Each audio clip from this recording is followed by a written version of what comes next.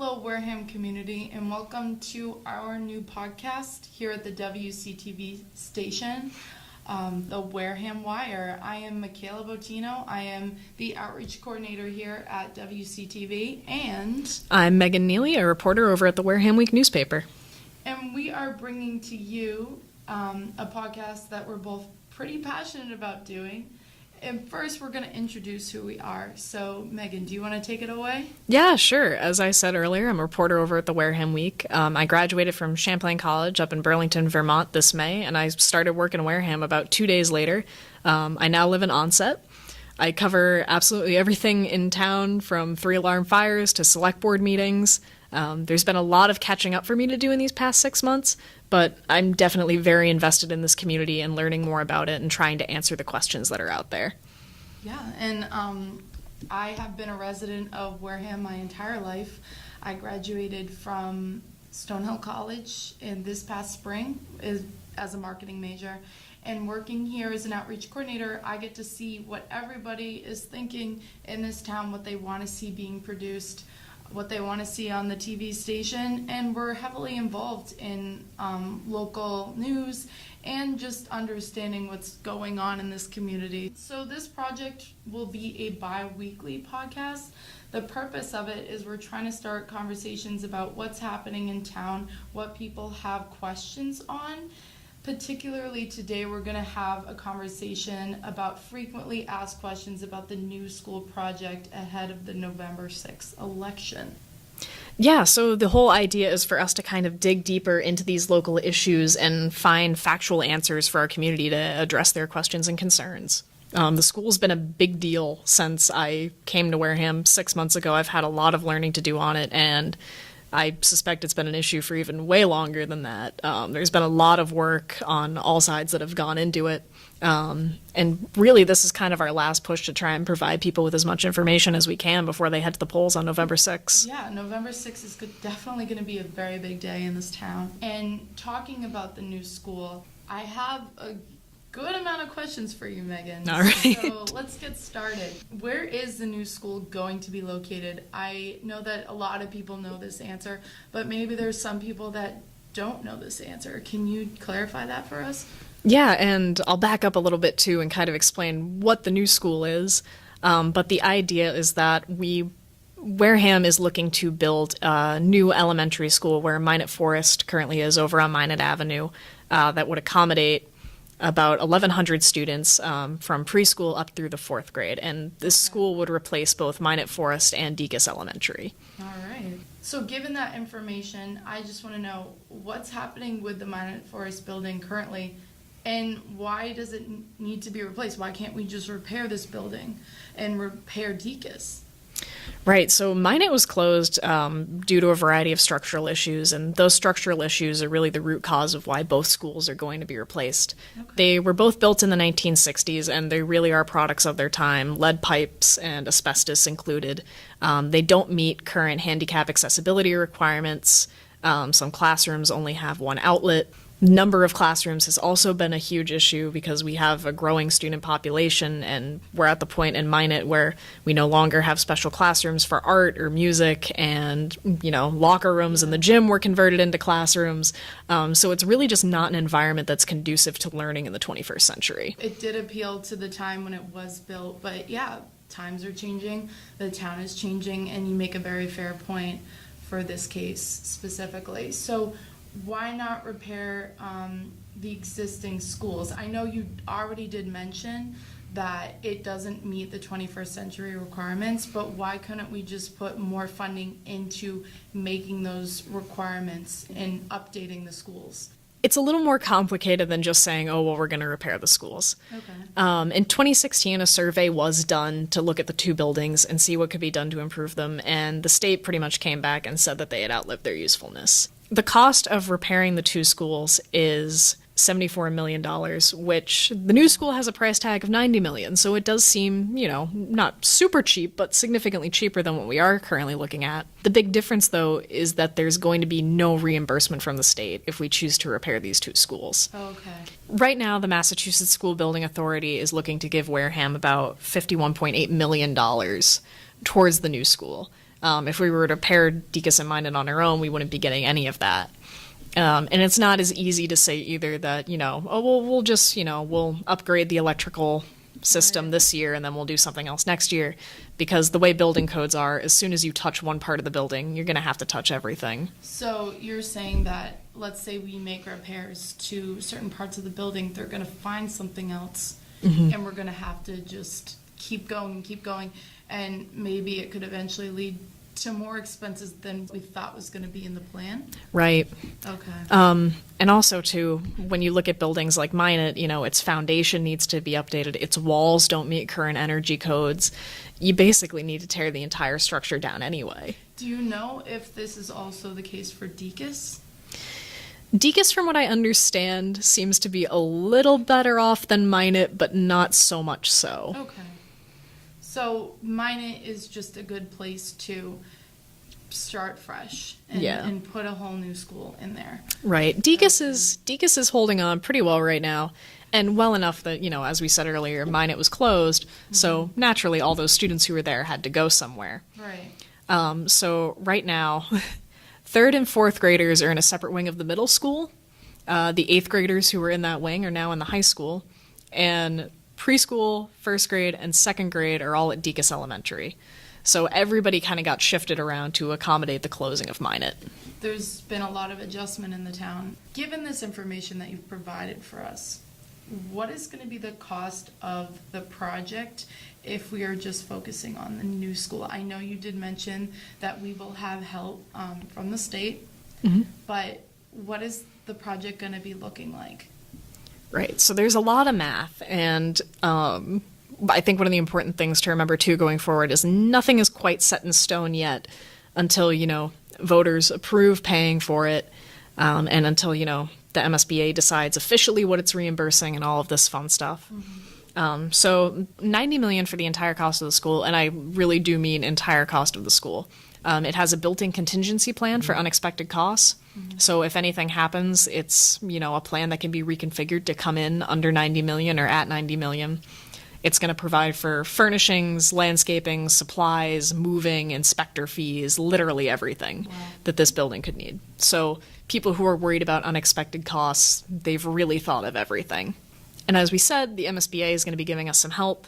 So they're going to reimburse 74.98% of all eligible costs within the 90 million. So basically what that means is it's not, 74% of the 90 million, it's 74% of costs within that number. That comes out roughly right now, their estimates are about 51.8 million. So you're saying that maybe the project might go over 90 million, or they are just providing that within the 90 million? If we go over, that's something else that may happen? We most likely this project is not going to go over because it has the contingency plan built in. Thank you for clarifying. Yeah. The 74, the reimbursement is basically just for costs within that 90 million. So really that's the MSB deciding, all right, we're going to pay for supplies, but we're not going to pay for the parking lot. They're going to decide how many price items they want to reimburse. Oh, it's based on what they're going to be providing for Exactly. us. And they'll finalize what that estimate is in December. So right now it looks like we're getting 51.8 million back, but it could be more, it could be less. It all depends on what they decide is eligible for the cost of the school. If we assume that that estimate is what we're going to be dealing with, then Wareham taxpayers are on the hook for 38.6 million roughly. That comes with a tax increase. And that does come with a tax increase because that's the only way that we can really pay for it. So what does that do for the town, for the taxpayers? What it's going to be is a Proposition 2.5 debt exclusion, but not a Proposition 2.5 override. What does this mean? Okay, because some people have been confused on that. Okay. A Proposition 2.5 override, Proposition 2.5 is in place in Massachusetts basically to prevent, insane tax increases from happening. They can only raise your taxes so much before you as the voter have to decide whether or not to allow them to do it. Okay. So back in 2014, when a Proposition 2.5 override was advised in Wareham, it was going to fund the library and a bunch of other locations, and people said, no, we're not going to do it, and so taxes didn't increase that way. The debt exclusion for the school is different because as to where the override would be forever, this is only just for 20 years to pay back the cost of the project. So it won't go over. It won't Exactly. go past the 20 years. The numbers aren't locked in 100% yet, but once they are, I feel taxpayers can rest assured that, this is what you're paying and that's not going to change. So there will be definition to this plan. Yes. The only problem is a lot of the estimates won't be finalized until after the November 6th ballot is cast. After the voting. Do you think for the community this can be it can make them feel a little uneasy or? Yeah, I think it's definitely daunting because currently what we're looking at right now, so the tax increase is going to property taxes, so it's going to homeowners in Wareham. And what they're looking at is an increase of 82 cents per $1,000 of their home's evaluation. So, the average homeowner with a single-family home that's estimated at about $258,000, they're looking at a $211 increase per year. Which is It's pretty significant. Yeah, they can 200, make a difference. 200 extra dollars a year is pretty significant. Especially depending on, how you live, what your lifestyle is, what your employment status is. Yeah, and everybody has a different situation. Right. And for people who rent, it's pretty likely that landlords will pass some of that expense onto their tenants. It's a little different for people who are in protected affordable housing or mobile parks and things like that, but almost everybody can expect to see some tiny increase in some way. So it does affect everybody differently. Obviously, it affects everybody differently, but depending where they are financially, this can be a pretty big decision for them. And added to that, it can be a big decision if people do have families that are young and children going into a new elementary school, as opposed to people who may be retired or people who are past that stage of their life of having children, maybe people who don't even have children in this town. Yeah, definitely. It's really been a sticking point for a lot of people. Because, there's an argument that we have to do what's best for the community if you live in a community, but other people really are kind of worried about themselves, and it's going to be up to them to decide what happens on November 6th. If voting doesn't pass, then what happens next? Simply put, it goes away. It goes away. It goes away completely. Even though the borrowing was approved at town meeting, that was just the borrowing. If voters shoot this down, students are going to stay where they are in the current buildings. It's going to remain closed because structurally it's just not well enough to support a learning environment. And the reason it goes away is because, if we don't act soon, we can't get the reimbursement money from the Massachusetts School Building Authority. Okay. We would basically have to pull out of the funding program for school building, and it could be another 7 years before we're selected again. 7 years is a long time. It doesn't seem like it, but yeah. It is. Thank you for sharing with us all of that information and clarifying it for whoever is listening, but also because there is a lot of conversation going around in this town. Let's move on to you sharing information about voting on November 6th. Where can people vote? What times? Do you know this information? So I don't know the exact times, but I can tell everybody in their precincts where they should head to vote. Precinct 1 is going to be at Town Hall at 54 Marion Road. Precinct 2 is going to go to the Hammond School at 13 Highland Ave.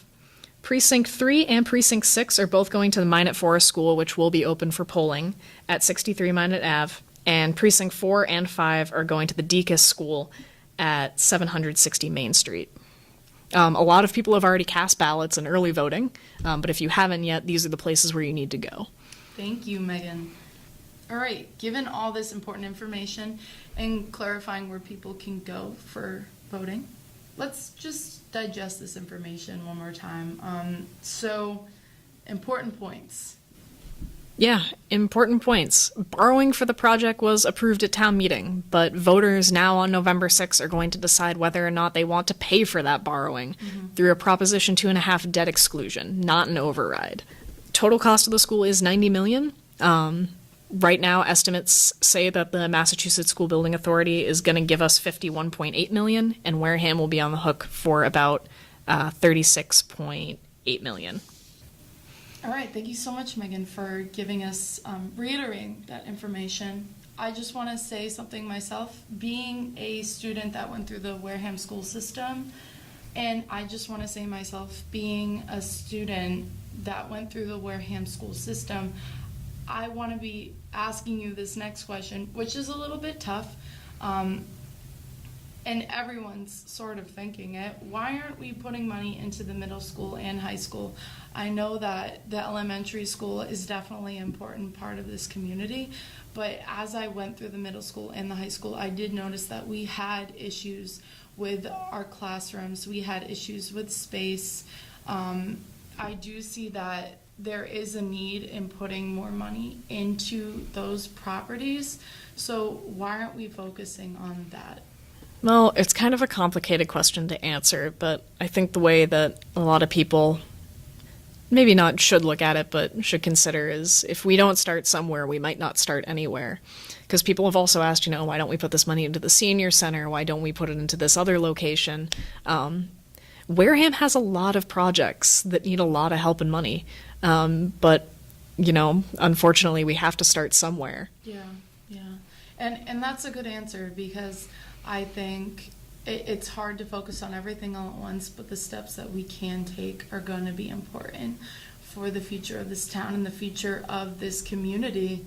I especially think for the school system, because you want to see students doing well, thriving, and making those efforts for their futures. I know I wanted that for myself and for my family and my siblings, and I want to see that happen for this town. So clarifying this information, I think it's going to move us in a direction, and I'm excited to see what happens after the election on November 6th. So thank you for taking the time to answer all of these questions.